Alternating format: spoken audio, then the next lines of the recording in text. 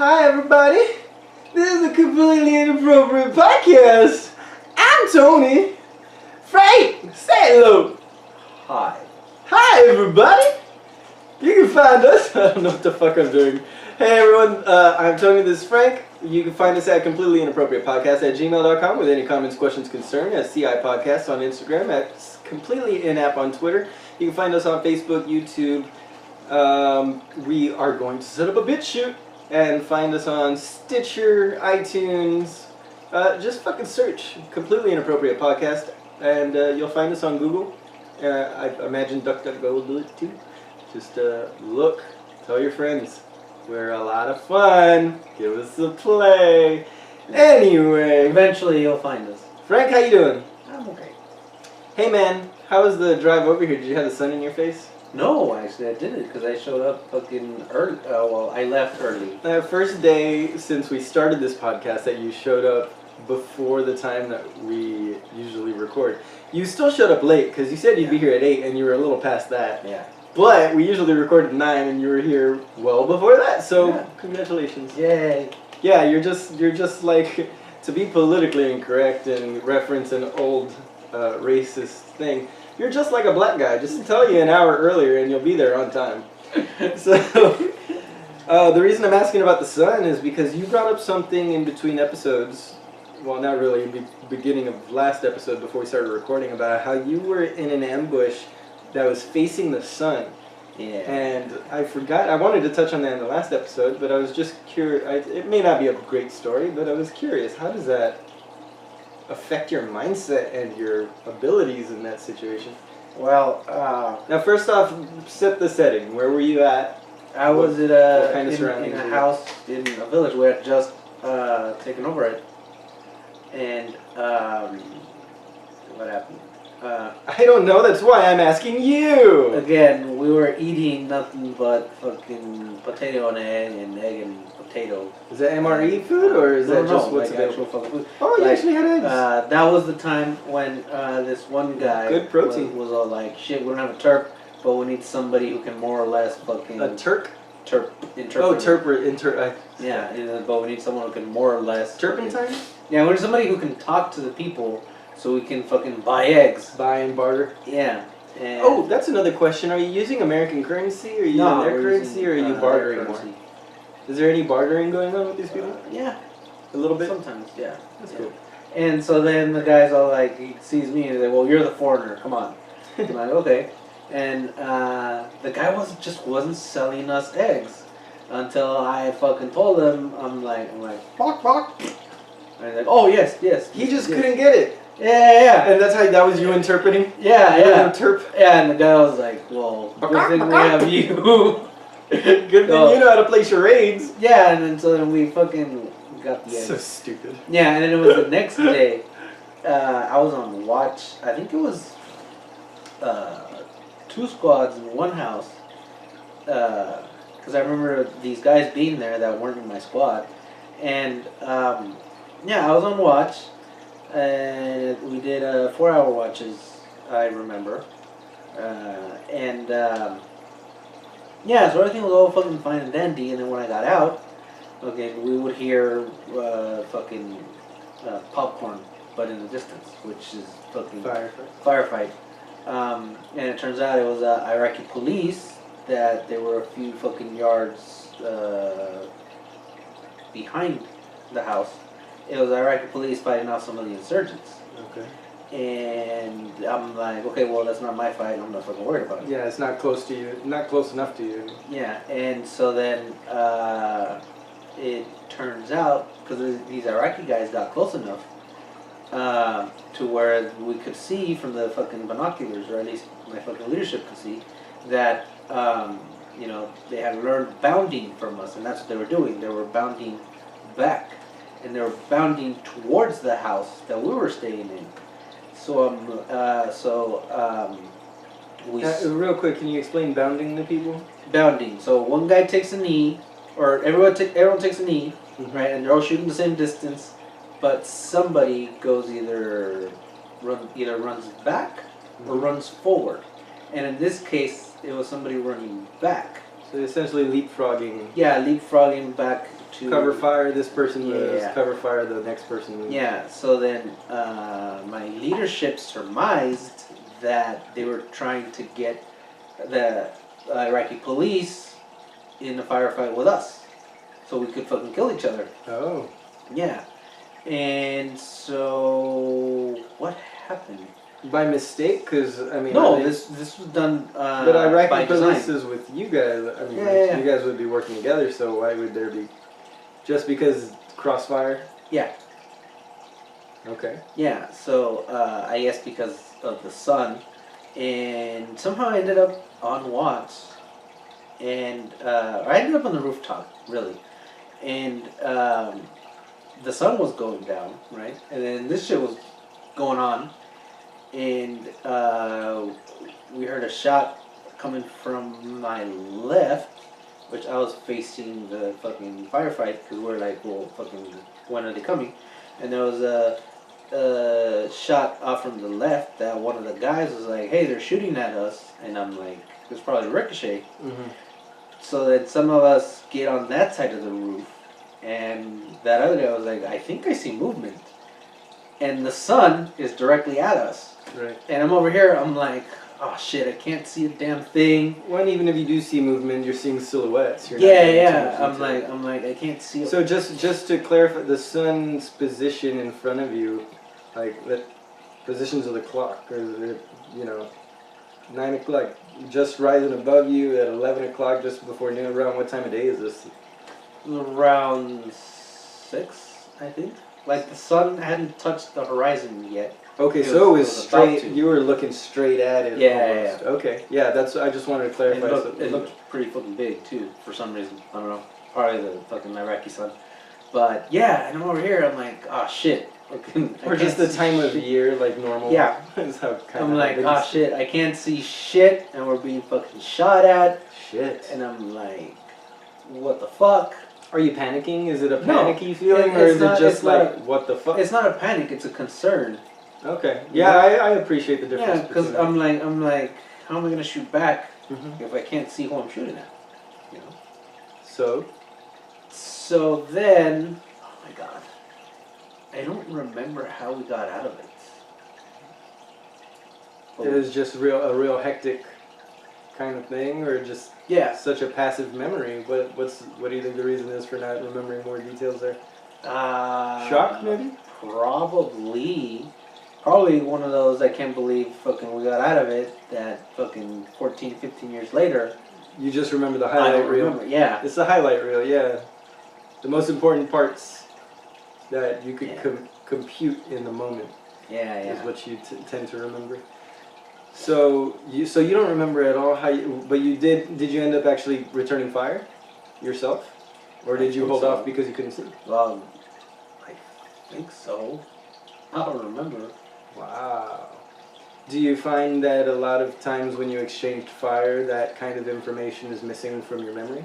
Well, it's kind of a high, depending on your adrenaline. rush. Yeah. Yeah. It starts feeling like a dream, you know, like fucking everything slowed down, and like Chance was saying, you know, you don't know how the fuck, but you do. And he was like, meh. Like, oh, I guess that's my war cry. Oh yeah. yeah. Those automatic responses. is what you're Yeah, saying. it's just fucking natural, and then The training kicks and in then like you've it's done supposed all to. these drills so many times that it's second nature. It's muscle memory. That's terrifying. What we can just program our bodies to do without thinking of it. If you just focus on programming your body to do something long enough, it'll take over for you in those situations. Obviously not the same thing at all, but as far as muscle memory goes, it's a lot like my running training. Like I couldn't run a fucking mile 3 years ago, and now I can go out and run 9 miles without, taking a break. It's just at some point you let your mind let your mind shut off to what your body's actually doing, and the body just kind of takes over. So, was there a firefight you were in that was just maybe too much, that where you did kind of break down, or where you realized when it wasn't so automatic and you were more in your head than maybe you should have been? Well, the biggest firefight my platoon had, Mm-hmm. I wasn't in. Were you in any aside from that one facing the sun? I think that was the only one. That's the only time you had shots coming at you? Well, I had shots coming at me before that because I was on post, and like I had said, this was a sniper county, right? So it was a sniper that shot at us, and then that guy that I said in the previous episode that would fucking be pissed off at everything for any reason. Surprise, surprise! He was pissed enough to where he said "fuck this" and he stood up, and then they shot at him, and I just see him lift his leg up. And my fucking sergeant was like, "Hey, get the fuck down!" What did he lift his leg up for? Because that was where the fucking it landed by his his yeah, and he was like, "Fuck!" Right? Dumbass. And yeah, we couldn't find a sniper. And I'm over here saying, I'm like, "Well, the fucking bird." Thank God their snipers were like stormtroopers, can't shoot shit. Jesus. Yeah, and I'm over here telling one of the corporals, I'm like, "Well, the birds came flying out of fucking that tree line, Right? So then the sniper's probably coming from over there." And that was the time that I said that juicy fruit saved my life because I had used a juicy fruit and to stick the mirror to the to stick the mirror to the leg. Yeah, the chair leg. Yeah, and I was like, well, it's probably over there. That's where the birds are at. Fucking since I'm known as a fucking dumbass, I'm pretty How sure. many times would you say you had to discharge your weapon yourself? Just that time. Just the one time. Yeah. Into the sun. So you don't know if you hit anyone? Do you know at all if you got anybody? Nope. Wow. Does that ever concern you? Somebody asked me one time that he was like, "Hey, how do you kill somebody? How do you get confirmed kills?" And I'm like, "Oh, they have a combat referee that comes out and fucking checks." You did not tell him that. He took it too, right? Yes. Yeah. Yeah, that's so stupid. That's so fucking stupid. That's so fucking stupid. Now, to clarify, to answer the question honestly, is basically the body count at the end of the day, right? How many bodies are you picking up and seeing on the ground? And something like that. how many shots fired? Yeah. An individual pretty much knows how many lives they've taken. There's no actual combat referee. Just to Yeah. clarify. Oh yeah. That's the part that needed clarifying. That's right. Okay. Not the answer to the actual question. Let's clarify this bullshit. There's no combat referee coming out with a whistle saying, okay, we need to count bodies now. Nope, I'm sorry, that's just a flesh wound. You didn't get that one. It's not confirmed. He might die later, but it's not confirmed now. Oh, it's just a flesh wound. Holy crap. Well, last question I had about the Marine memories till we get into this, Lovecraft. Well, I mean, Lovecraft or just magic, ideas of black magic. Let's just get into that whole fucking... what might be bullshit, what might be based on actual facts. But before we do that, the last question I want to ask to conclude our Marine Memories episode from last episode was we talked about sneaking liquor in with Chance. And I know I kind of touched on that, but we didn't get into it. I wanted to ask you, you were reminded of a time you were boozing on the job. You came back with like... Well, I wasn't... boozing on the job. Right, because you weren't actually on post or anything. Yeah. I was actually... You were back at the... Sorry, I'll let you. I had just... I'm telling you your story. I had just gotten sent to a different company. Yeah. So I went from Horno back to... 4-5 to... San Miguel, which is at Camp San Mateo. And so I went from 2-4 Fox to 2-4 Golf. Camp Matelo. And it was just fucking miserable. I hated my time there. I lost my coffee. And I lost my coffee. And that happened. And so then that weekend, that same Friday, I went to town and I got me a case of fucking Corona. Now, why Corona? Side note, I've never been able to drink one of those skunky ass Mexican beers, man. If they're not ice cold, they immediately taste like warm piss. Probably the whole puro 956 that I was feeling. One day I'll tell you the story about how I know what warm fucking piss tastes like. So then, I got a case of fucking Corona and I got a fucking bottle of fucking Patron. And I went over to Camp Horno. That's how you handle skunky Mexican beers. You get a nice bottle of tequila and drink that first. You so like I go to my old room. And surprise, surprise, my old roommate wasn't there, but my neighbor was, and he was one of my boots.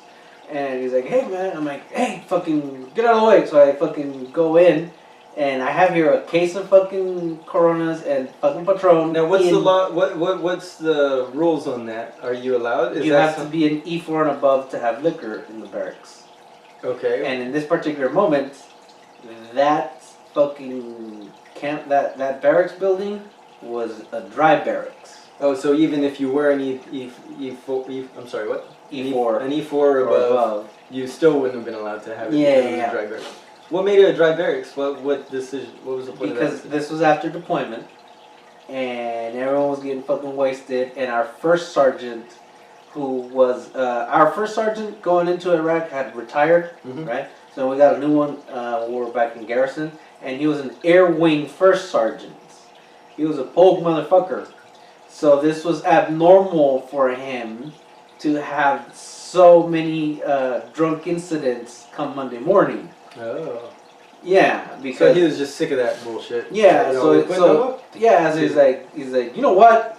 Fucking dry barracks all across. Oh, you fucking shot yourselves in the foot. Yeah, and he's like, if I catch anybody fucking sneaking in fucking liquor or whatever, we're gonna fry you. And that's how you know they're a fucking admin motherfucker. We're gonna fry you. I'm like, oh my god. Nobody fucking liked this guy. But, okay, what did the fry, was that a particular punishment? Yeah, it's like, we're gonna fucking max you out. Oh, okay. Yeah. I didn't know if it meant like you guys have to go lay out in the sun for fucking 4 hours or something. So then, this was Camp Horno, and Chan's talking about sneaking in liquor and shit. Something told me that was Camp Horno, so I'm convinced Camp Horno is cursed when it comes to fucking alcohol. But, yeah. Oh, that's right. So then, it's cursed. So then, I go into this guy's room, and I'm like, hey, fucking put these Coronas somewhere. It's for us and you guys, the fucking, my boots. And I'll be right back. So I grabbed the fucking bottle of tequila. And I went upstairs to where all the seniors were. And I went into this one guy's room. Seniors? Yeah. It's just weird to hear seniors in like a military context because you imagine like a bunch of dudes in Letterman jackets or something. Yeah, so then I go up to the second deck and I find your boy Rafiki Harambe and he's like, "Hey, man." Face! Yeah, and I'm like, look what I got. So we go into this one guy's room and we all take shots, right?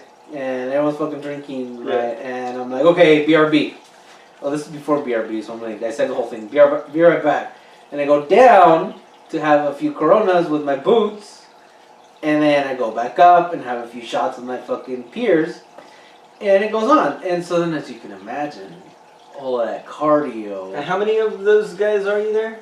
At this, in this little shindig? About, goddamn, like 6 besides me? I don't know. Okay, and you've got a 24 pack, so you guys have enough to catch a buzz. But then, like you were about to say, all that cardio's got you dehydrated, low on carbs. It takes a toll on you. There's nothing absorbing that shit in your stomach because you're so burning it then off. I end up, I don't know how, but I end up on the second deck on my phone with my ex-girlfriend. You had a phone?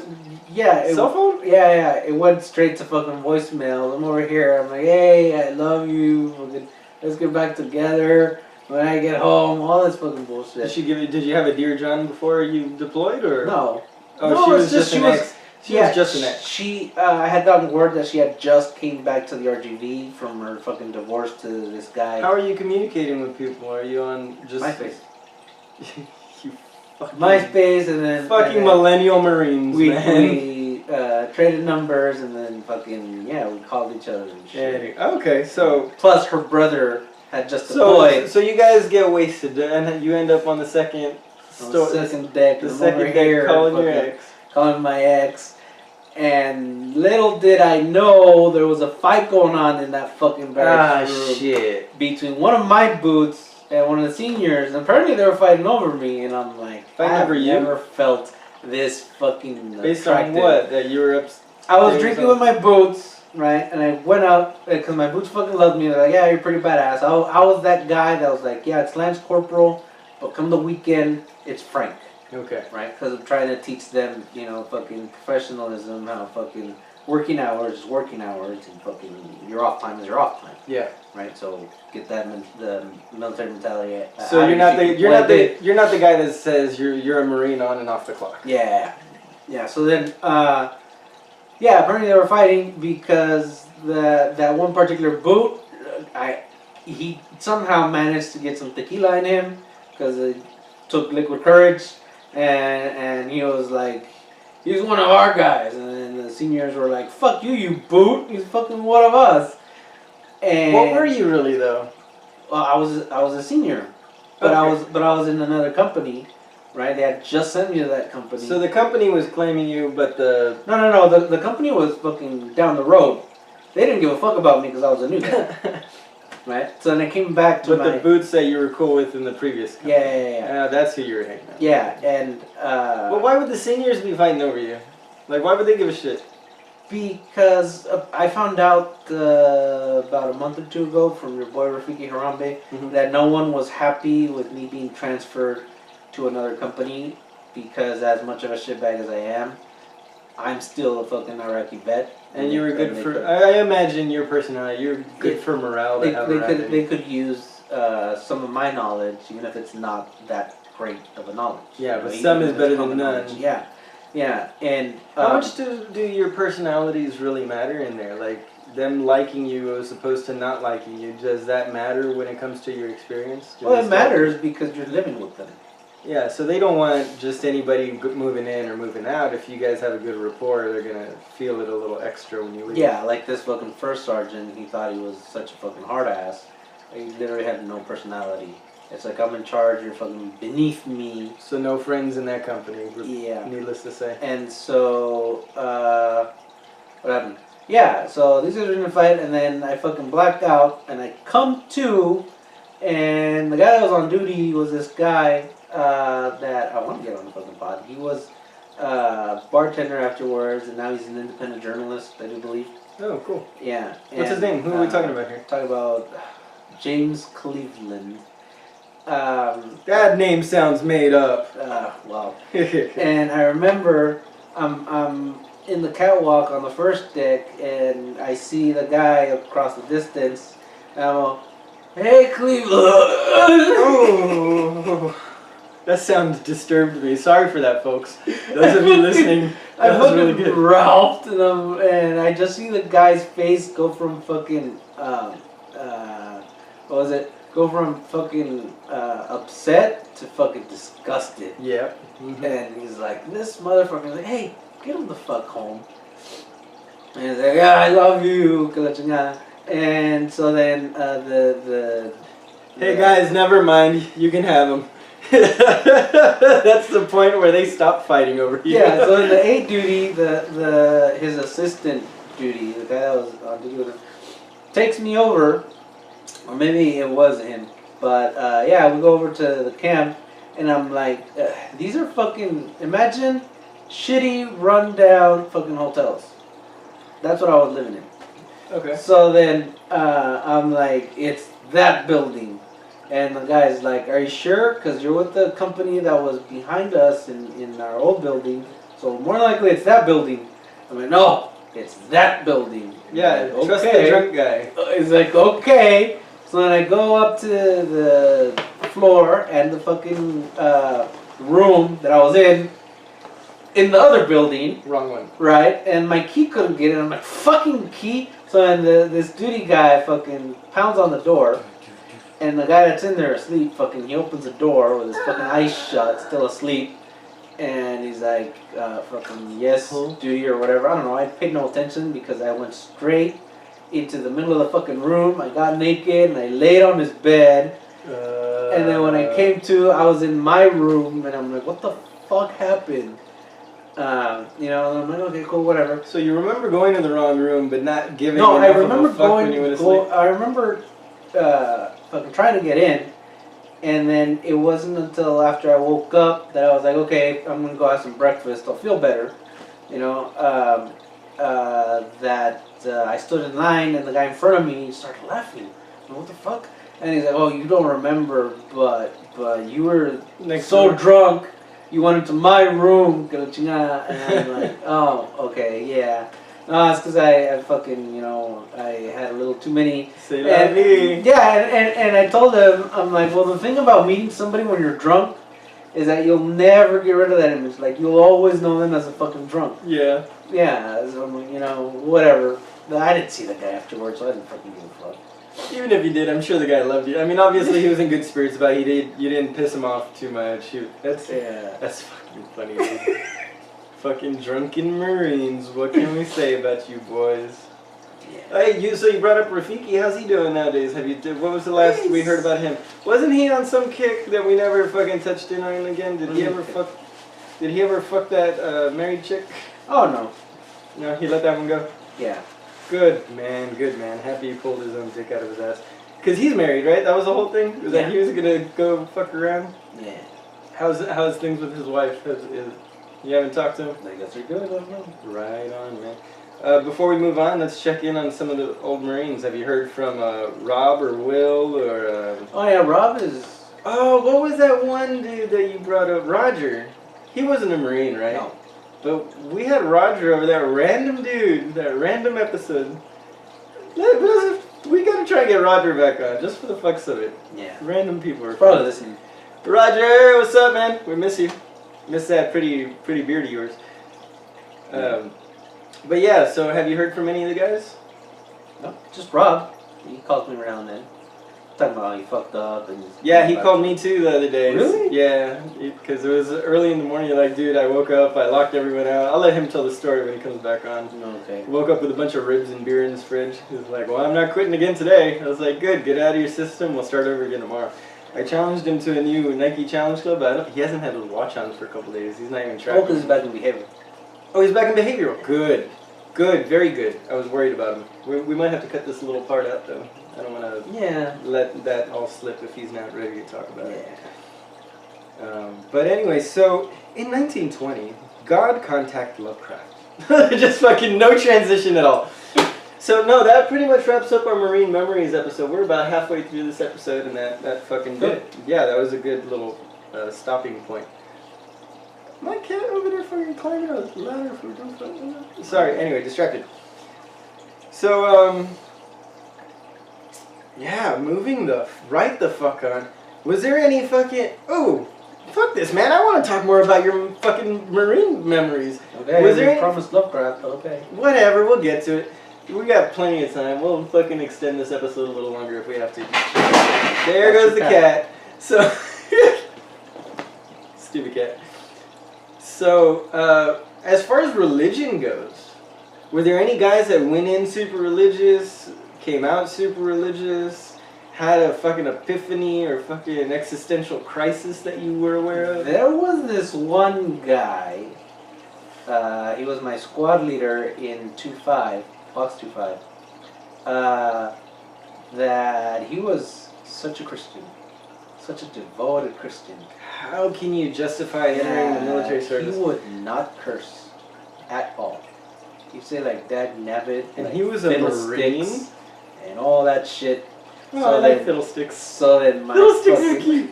So then I think he was from South Carolina. I don't know. He had that accent, and what happened?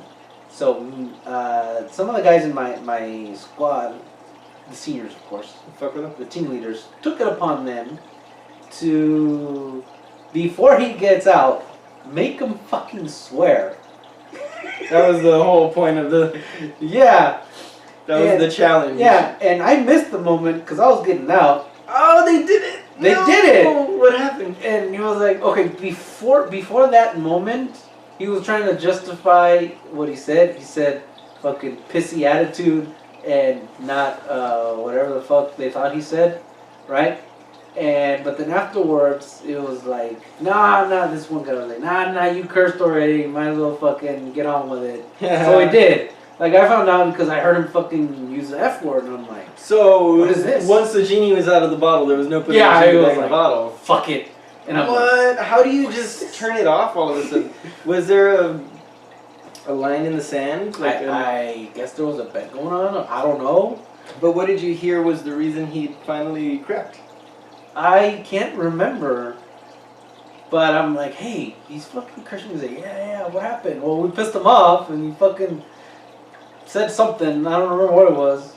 You said one just strong enough to entice him to continue on down the road. Yeah. Oh, that's so. You joined the dark side. You fucking bastard. I'm like, wow, I should have re-enlisted just to fucking egg him on. Just for that? Jesus Christ. Y'all have low bars for the reasons y'all want to go in there. Yeah, man, the reason I ask about religion is because that definitely ties into this whole Cthulhu mythology, this Lovecraftian, this black magic, this candle sigil magic, all this shit. Like, where does it come from? How the fuck did Lovecraft become another religious figure? Like, and how do we differentiate Lovecraft from someone like L. Ron Hubbard or the people that fucking, the Lutherans, anybody else, any other fucking religion? All these religions started the same way. It's one guy with a good story. You know what I mean? Yeah, that's what culture meant by fucking one that wasn't made up. She was like Scientology. Well, but she was trying to say that, but her religion, or the religions that she, you know, the secular religions aren't made up, or they're more respectable. Like, man, that was one of the points where I obviously don't agree with her. Yeah. I appreciated her point of view, and I appreciate that that's her, you know, her thoughts on the matter, but in the end, I can't find anybody justifying Christianity as much as people justifying Judaism as they do fucking Aleister Crowley. Or Jediism is a thing. Jediism! Yeah. That, and if anything, it makes the most fucking sense, Jediism. Okay, no it doesn't.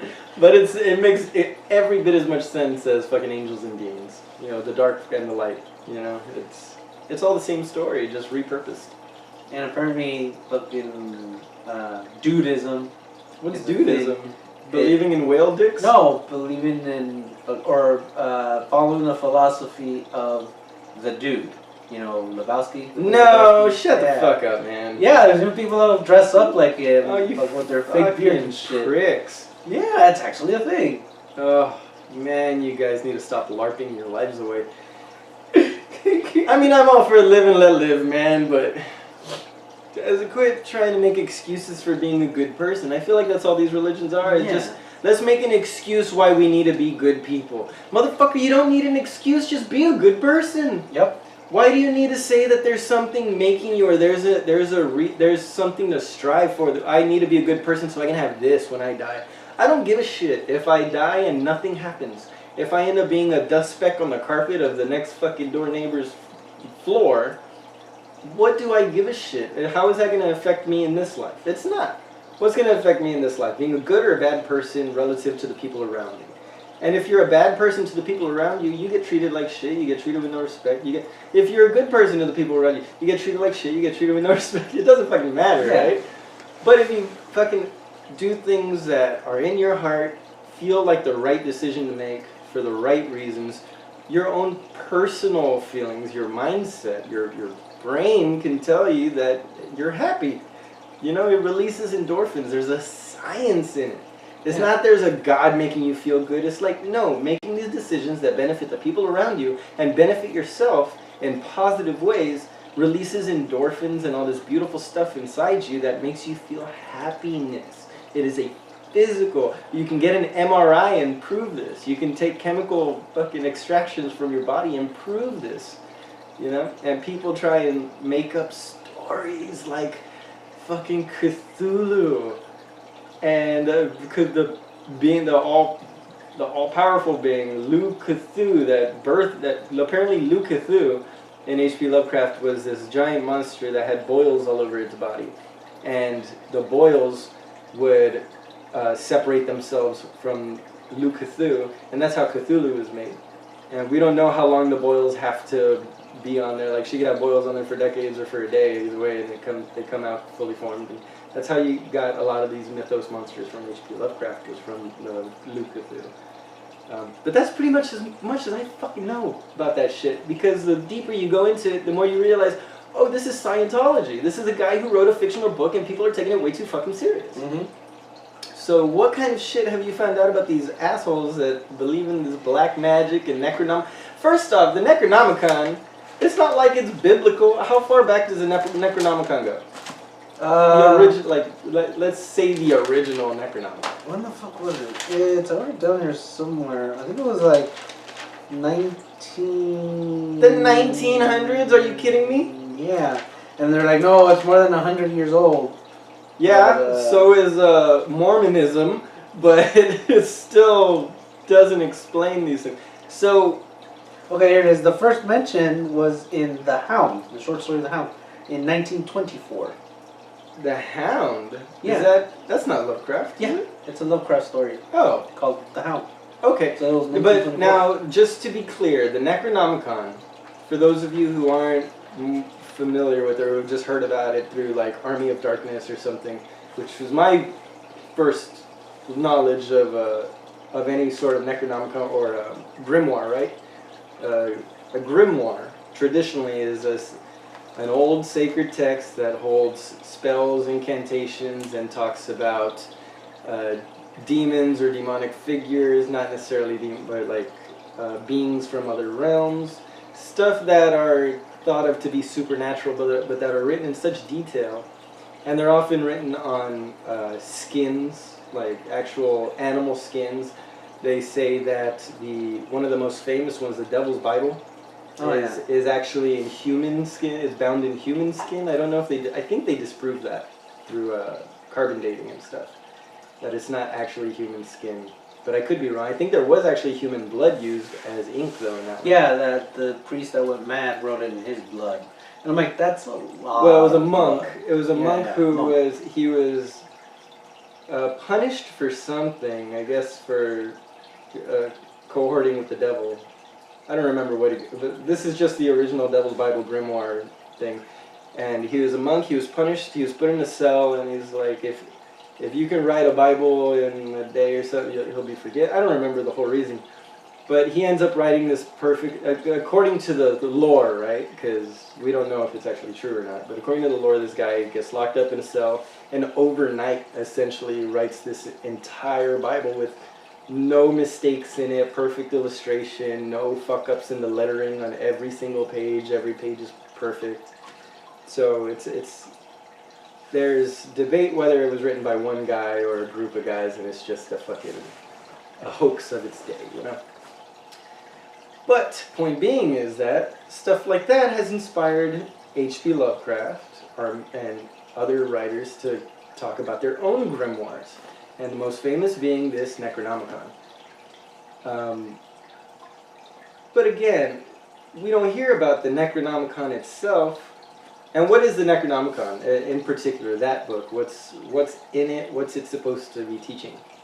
It's a book of spells. It's the mad Arab writing down all his knowledge, because apparently he was going mad, right? That's why the mad Arab, right. With everything he had learned and all he fucking knows about these fucking other beings. Mm-hmm. So then he wrote it down, I guess, kind of like a way to alleviate all that shit.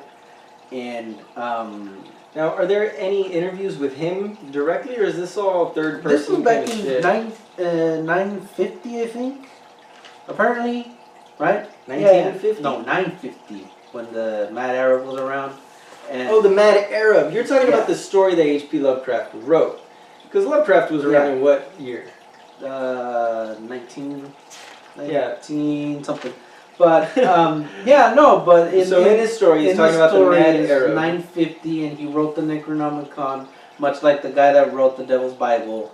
And with the Devil's Bible, it's like the devil appeared and possessed him or whatever. Well, with the Mad Arab, it was kind of the same thing, right? But then the Mad Arab, because of what he did, he died a very metal death. What did he do? Like, he was... he wrote the Necronomicon.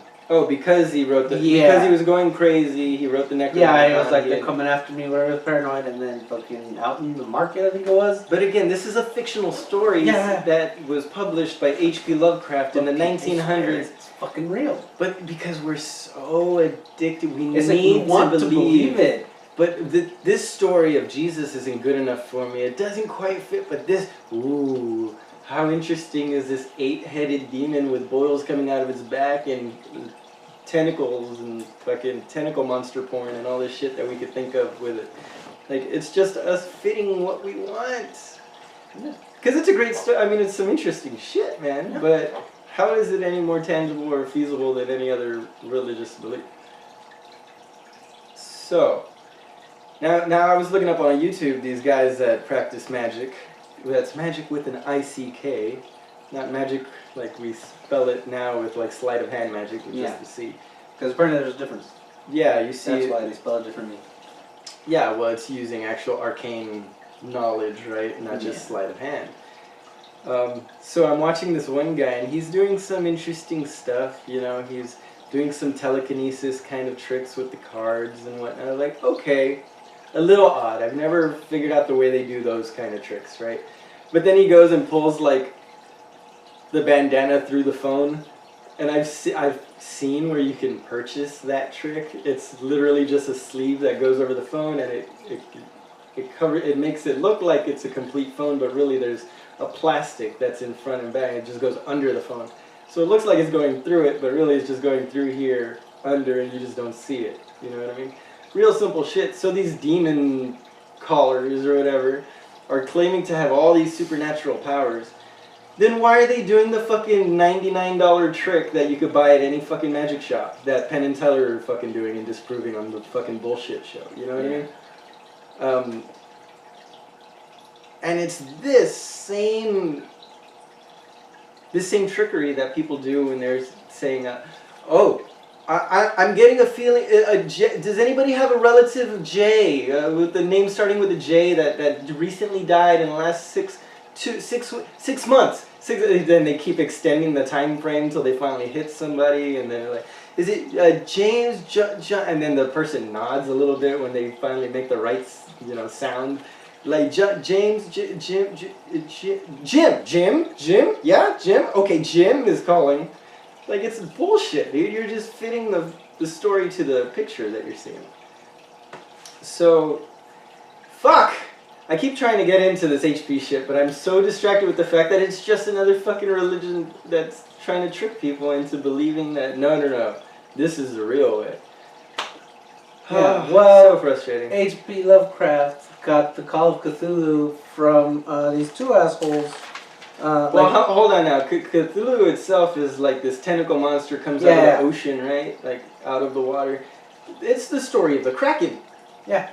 Kraken from old fucking pirate lore. From way back in the day when people were talking about giant squids coming up. Before we even we didn't even know that giant squids truly existed until several years ago. It was always a myth, and then finally they found sharks with these giant-ass fucking suction cup marks on their bodies. That's how we realized in modern society, in the 2000s, or late 1990s, early 2000s, we found out giant squids are actually real.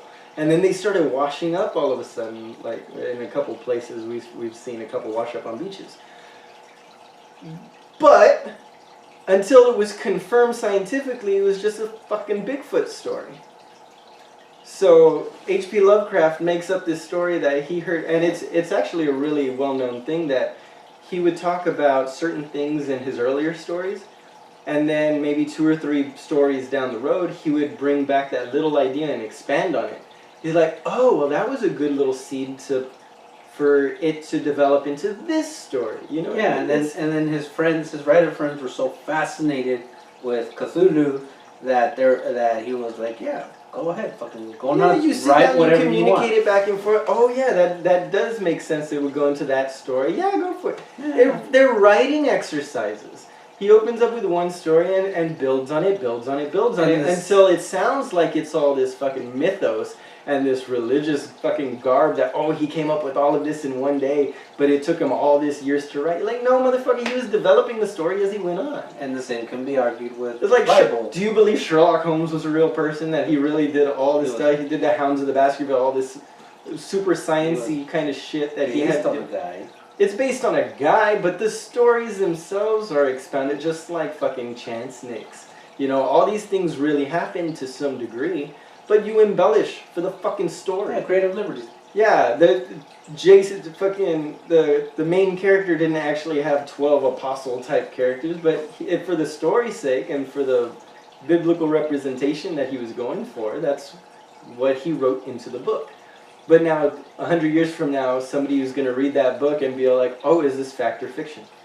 They might think that it is a real factual, but every single thing in there actually happened. Because who's going to tell them that it's not? Who's going to tell them that it is? It's just our interpretation. What do we want to believe in? So that's where I'm at with black magic, man.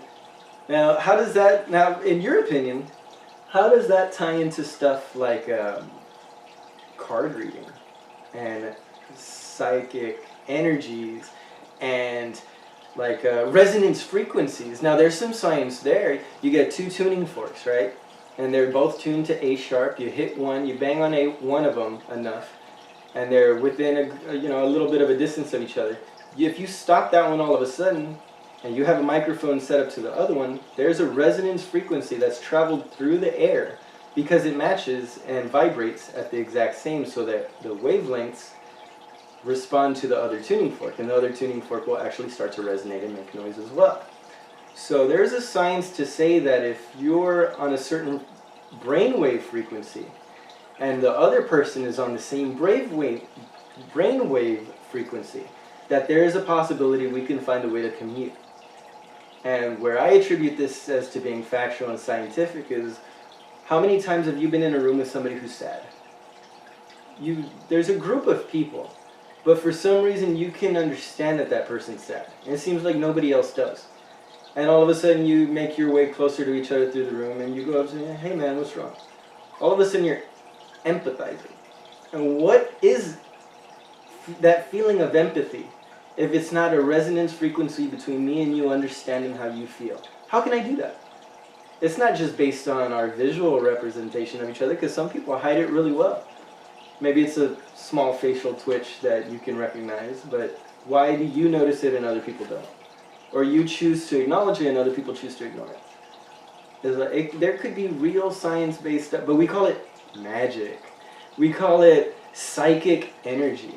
You're like, well, what is psychic energy? Is just a type of energy we haven't... It's a brainwave. That we haven't... Exactly. It's just a brainwave. We just haven't found a way to visually see it on a camera. The camera's facing me and you right now. But you can't see any lines of fucking energy flowing between us. But you know they're there. But they're there. There's a connection in this conversation. And how do you explain it? Oh, it's magic. Until we have MRI machines that could show we're both using the communicative part of our brain. We're both using our frontal cortex or prefrontal cortex, whatever, to expand on these ideas. So, and that's how these people are convinced that these gods are real, because they go into meditation, and meditating you feel all these energies and shit, and the first thing you imagine, that's what that energy is. Mm-hmm. Well, what do they imagine? They imagine these fucking assholes, and they're like, oh, it's very real. Well, remember, there's a lot of people who say Kundalini meditation, the hyper breathing, like it drains your brain and it activates your pineal gland. That in mice, anyway, I don't know if they've proven it in humans, but in mice, the pineal gland reduces small amounts of dimethyltryptamine. That's DMT. That is a psychoactive compound that's found in a lot of our street drugs. And it is known to have psychedelic effects. So it's a natural high. It's a natural high.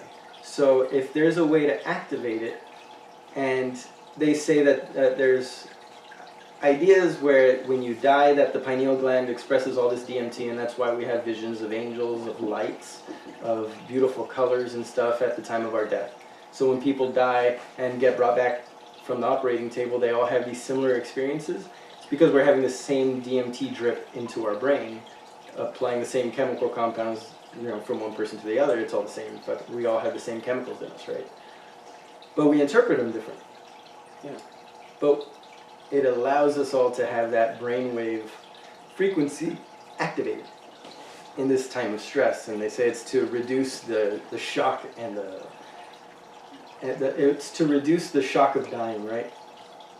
And I'd imagine so you're not. What would be the point of that? I guess to keep yourself from freaking out the last minute to death and killing everybody around you, because if I'm going to die, everybody's going to die. Well, because the brain can't understand the concept of death. Of ceasing. Yeah. So do we make up a story, just like we do in our dreams, as to what happens after death? And is that where all these images come from? Is people on the verge of death, or at least their brain believing that they're on the verge of death after taking mushrooms, or amanita muscaria, or dimethyltryptamine, fucking any of these fucking psychoactive substances? What if the reason we all see these same patterns after take is because it's putting us all, it's forcing us into this brainwave frequency. And we just don't understand the science behind it yet. And we're starting to understand that it can literally change the brain functions of people with PTSD. Of people, that's why we're doing studies at Cambridge, studies at all these universities with LSD, psilocybin, and DMT. It's happening now. When for the last 20 years it's been illegal, it's been thought of as taboo, it's been thought of as something that would make you psychotic, rather than something that could treat psychosis.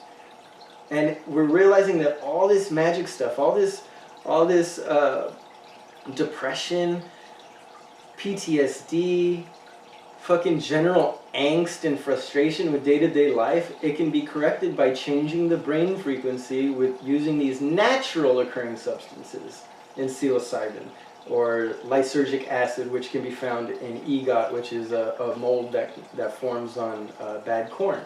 You know, moldy corn stalks, or grain stalks rather, can produce ergot, which is a poison. That's what they think happened at the Salem witch trials. The reason that they thought all the people were going crazy was because ergot would get into their system and it would basically make them, it was a dancing disease, it would make them the move cows their were body eating acid plants. Yeah, that either the cows were eating it and they were getting it from the cow, or their grain store. I think the history of the Salem witch was that there was a bad rain season or something. It got all their supplies wet, and that it just developed this ergot, and the whole town got ergot poisoning, and they thought it was witchcraft. Did you not heard that? You look a little... No, yeah, but I'm like... It's just not a lot of people know that. This stuff occurs naturally. Because I was thinking, is that where Lovecraft got the idea of Dargon? What's Dargon? Dargon was his first story. And it's about this guy lost at sea, ends up somewhere suddenly, and he's chased by this humanoid fish monster. How does that have anything to do with Dargon? Because Dargon, like if you spell it backwards, does it say Argon? I'm like, no, it doesn't. Oh, son, no. No. See, Frank, this is why we need to write down the points that you're allowed to talk about. That right here. That wasn't written down. Did we fucking touch that? You're going off. We're over here about fucking Tony disproving everything. You wanted to talk about like the dates and shit. Like we're not doing a history of Christianity. Nobody gives a shit about the history. We want to know why. I want to know. No, making the connection. Maybe they care. I don't care. Making the connection, like how is it possible that people can swear that it's true that Lovecraft was influenced by the fucking same gods that he fucking wrote about to write that, and I came to find out that it's true. Both his parents ended up in an insane asylum. So if this guy were to have said, "Oh yeah, this is very real," they would have locked his ass up too. Yeah, and he didn't end up locked up. He ended up dying of intestinal cancer. Well, neither did what's the kid's name, James Smith or some from the Book of Mormon. Oh. He didn't get locked up. I got a seer stone and I have to look into a hat with it on the golden tablets and read off to my friend what it is, but he can't see the tablets, the seer stone, or the hat. Only I can do it. And then, God told me to go bury it again. I forgot where I buried it, or God doesn't let me remember where to bury it. I don't remember the details of the story. I'm just kind of fucking skipping over it. You've never heard about the story of the Book of Mormon?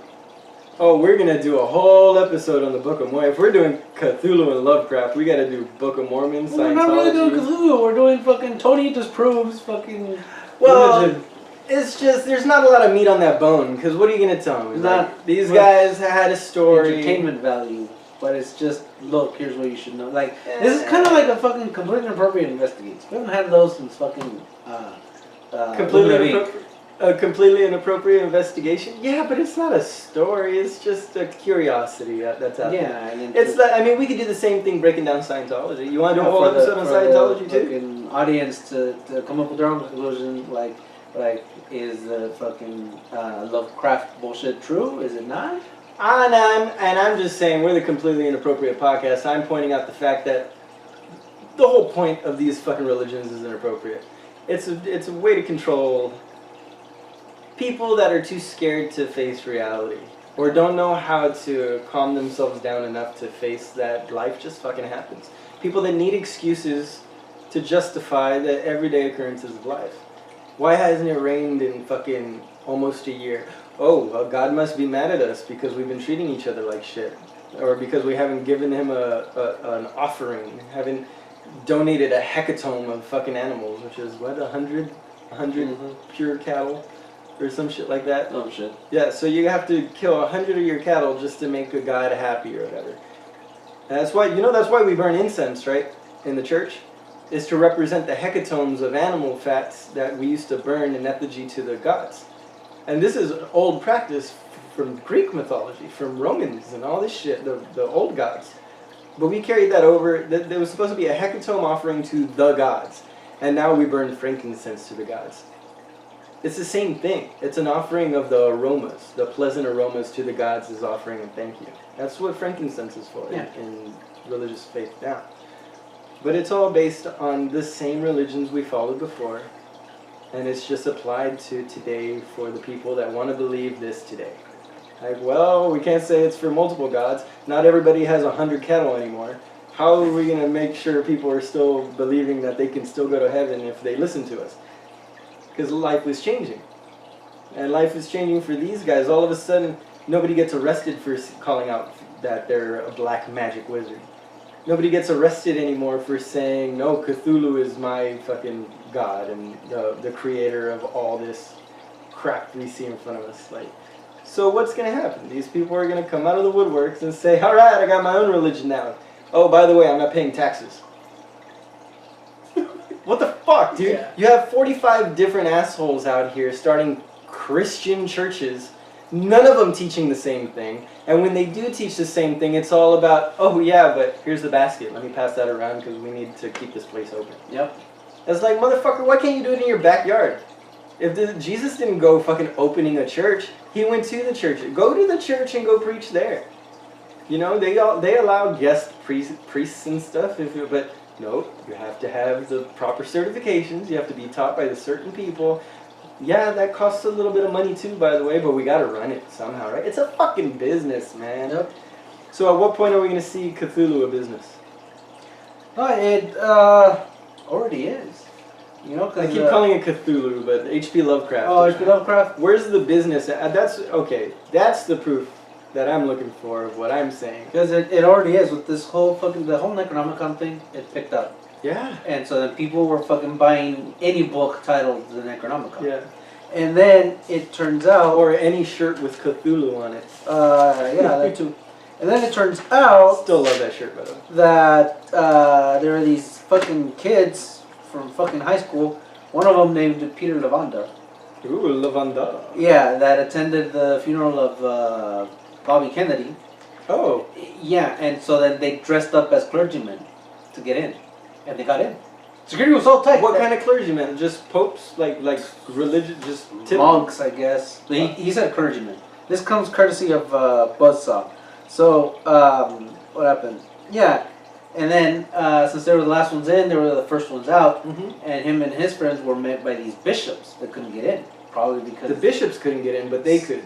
Some bishops, not necessarily the bishops from that church. Oh, okay. And they met with them. They gave them fucking business cards. They're like, we should fucking get together after this, and they did. And eventually, they started a church together. And they were bringing people from other disciplines. And these two initial clergy guys that went in as clergymen, they were the ones. They were already. They were kids from high school. But they were already into this H.P. Lovecraft stuff. Oh, no. Who were they though? So they were kids in high school. They just go in. They were like, okay, because they had already belonged to another church. I want to say the St. Patrick's Church, but I think the St. Patrick's Church was the one where the Bobby Kennedy funeral was. Okay, so what was the point of them sneaking in that way? To see Bobby Kennedy. Just to be a part. Okay. Just and for the value. What happened?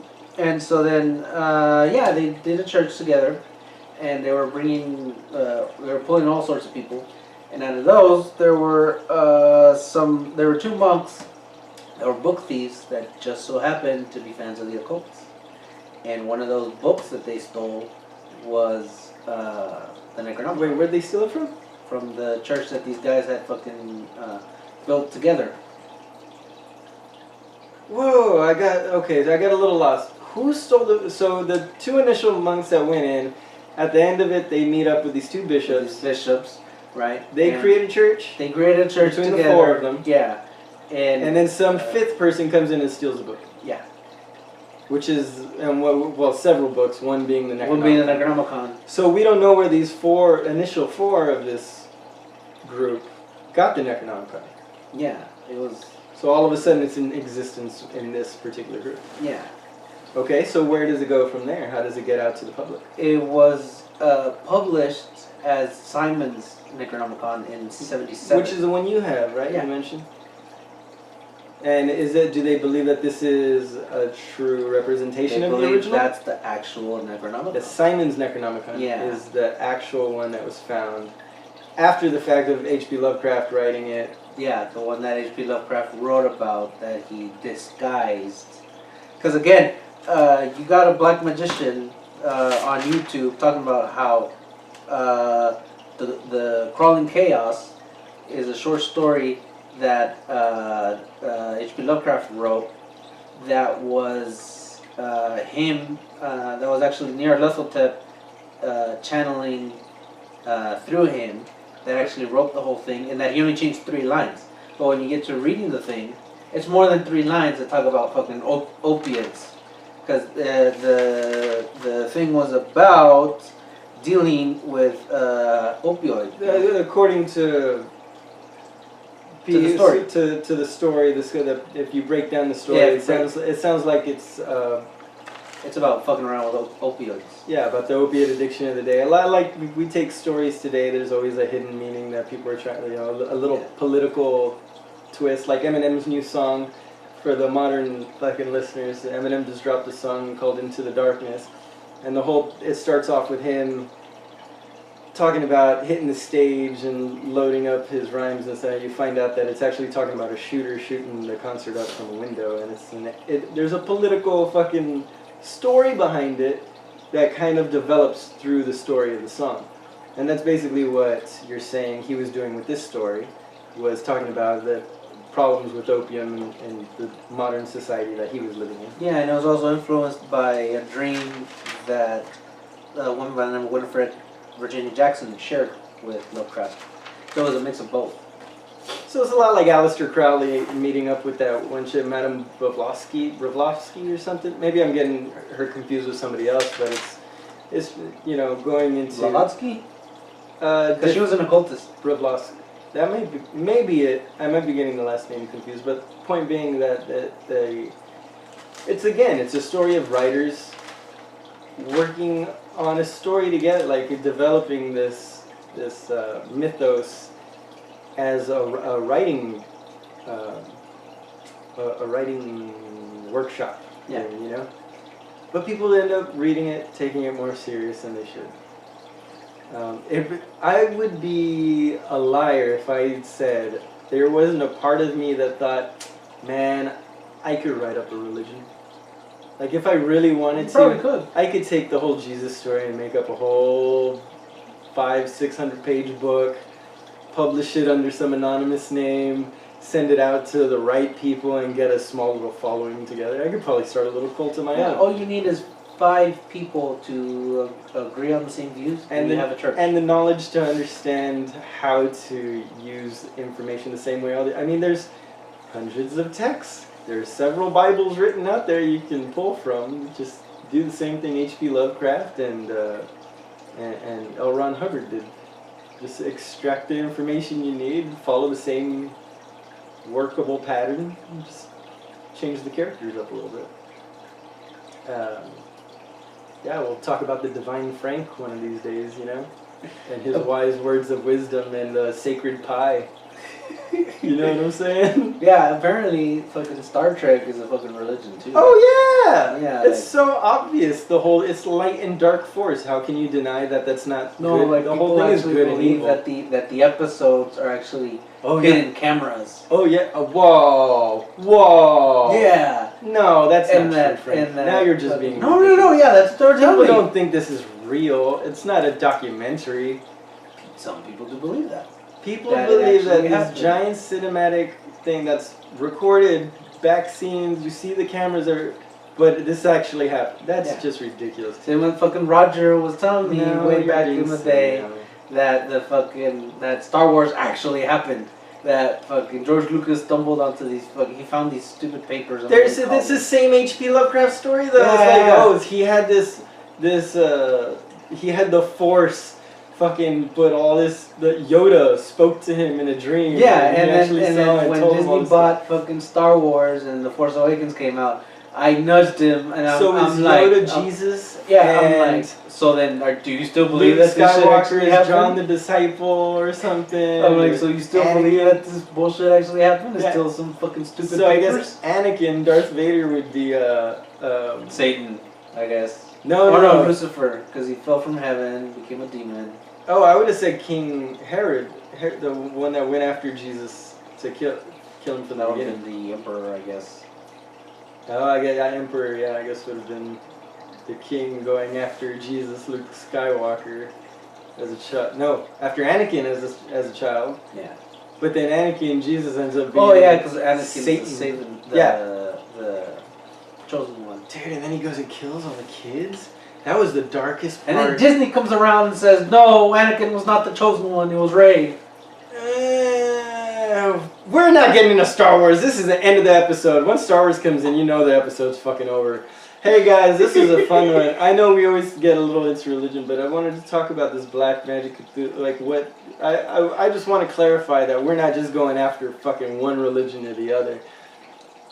I'm not a fan of any of them. That's all I got, Frank. You want to keep going? We're over an hour here. We'll cut this down. Oh, now. Yeah. Oh, yeah, because of the stupid cat. Yeah, you. What? Yeah, the cat scratched up the wall, and then we. There wasn't even 10 seconds. We mentioned. Dude, half the episode was your marine memories. Rob. We mentioned Rob and all that shit, and you're like, I gotta cut that out. That was like 15 seconds of conversation. Everybody always thinks that the bad parts of these episodes is like 5 minutes long. We had 45 minutes of episode there with like 20 seconds of like shit to cut out. Okay. Now an extra 30 seconds can cut all this shit out too. I'll believe you. Alright, you dirty hairy bastard. We'll mark it here and I'll let you know how much I actually cut out. Okay. So this has been the Completely Inappropriate Podcast. We love you guys. You can find us at Completely Inappropriate Podcast at gmail.com. Oh no, on the Facebooks and on the. Well, that was correct. And on the YouTubes. But yeah, also under Completely Inappropriate Podcast at gmail.com. With your questions, comments, concerns. Leave a 5-star review. Yeah, just leave a 5-star review. Period. Don't think about it. Just do it. Do it. Do it. We're fizzling out here. We love you. Thank you for coming back every episode and supporting us, guys. Follow us on Instagram, Facebook, Twitter, all that jazz. Frank, what do we tell the people? Be excellent to each other. Find your motherfucking happy, yo. Frank, he comes from his mama, and he likes pie. Bye.